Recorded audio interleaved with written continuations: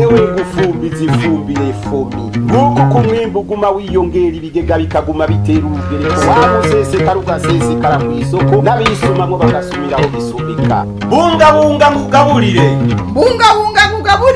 ni ikiganiro mutegurirwa n'ihinguriro fomi mukagishikirizwa na televiziyo y'Uburundi. Mw'ihinguriro fomi tubiri tuvurana ubupfu uvanze ifumbire y'ikizungu n'imborera uciye amasinde ucuca ibigega.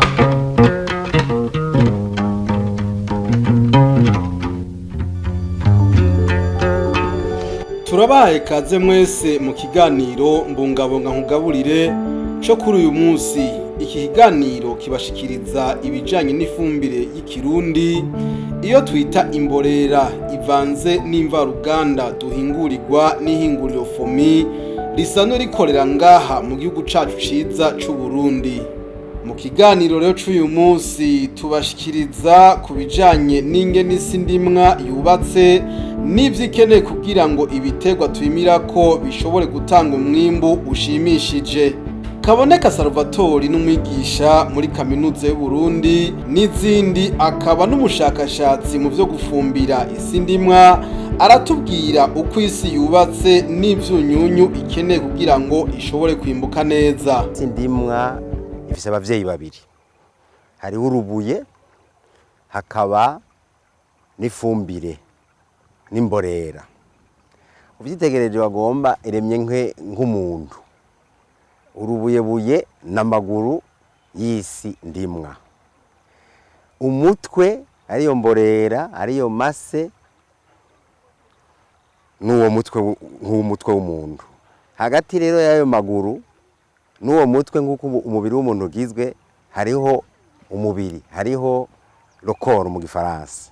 Ni ukuvuga yuko umutwe kizigenza w'umubiri w'umuntu n'umutwe, kizigenza w'isi ndimwa n'umutwe wayo, ni ukuvuga yamborera yamase mu gifaransa bayita horizon organique, ya maguru bazita horizon mineral biva mu mabuye. Mugo biranywanishwa na wa mubiri uri hagati, kandi birahanahana ivyo bihanahana nk'uko amaraso atembera ava mu maguru aja mu mutwe akongera akava mu mutwe aja ku maguru, birahanahana. Rero Imana yaraduhaye imvura nyinshi, mugaye iyo mvura hayitubera intambamyi, inkukura igakukura igafata wa mutwe w'isi ariyo yamase yamborera igakuraho, ya mvura igafata ivyunyunyu biri muri yazi ikabimanukana mu kuzimu kure yaho imizi ishika. Ico ndakubariye nuko imizi ari ibinyabuzima byose biri muri wa mutwe, muri ya horizon A. Iyo mvura rero iradutwara uwo mutwe mu nkukura ikongera ukamanukana ivyunyunyu kure y'imizi. Kuvyukuri rero iyi si y'u Burundi uvyitegereje ku bwinshi cyane cyane iyi si iri ku misozi y'imisozi yarakamvutse. Isi kugira ngo ibisi ndimwa nziza itezwa kuba ifise ivyunyunyu 16. Niko abashakashatsi bo kwisi byose bashitseko 16. Muri ivyo 16 hariho bitatu harimwo carbone iva mu muyaga mu mpwemu, ico nta kibazo. Hariho hydrogene na oxygene iva mu mazi, nico nta kibazo. Cyane cyane twibande ku vyunyunyu 13 igiterwa gikeneye kugira ngo gikure neza cimbuke neza. Nico nyunyu bita azote, nico nyunyu bita phosphore, nico nyunyu bita potassium, nico nyunyu bita calcium, magnesium, soufre, fer, manganese, molybdène, zinc, cuivre, bore na chlore. Ni 13. Ivyo rero bidakwiye ntugire ngo ubufise ibintu bikwiye kugira ngo wimbuke. Bimwe rero vyunyunyu bimwe biva mu mborera mu mase, ibindi bikava mu rubuye. Nico gituma bavuga yuko isi nziza ari organomineral. Tiza kuba ifise uruhande rw'amase rw'imborera n'urundi ruhande rw'ivyunyu biva mu rubuyebuye. Niyo si niko iremye, niko itezwa kuba. N'umurimyi wese atezwa kugira yuko iyo si gumi imeze nk'uko Imana yayiremye.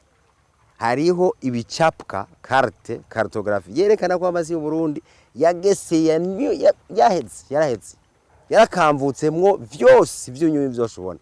Aho gihambaye nuko haroyemwo ivyunyunyu bidakenewe n'igiterwa kandi vyonona kubazi bijya vy'umururazi w'isi ni aluminium. Aluminium ni yarigariye mu masi wacu yose.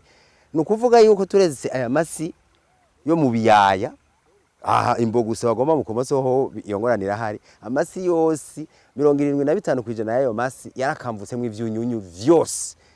Nagitangaza rero yuko muri ibi bihe twimbura nabi kuko ivyunyunyu vyaragiye bitwawe nayo maze nyengetera akagenda bitwawe niyo nkukura yamezako namasa meze nabi cyane. Abarundi dufise n'icyo kubicana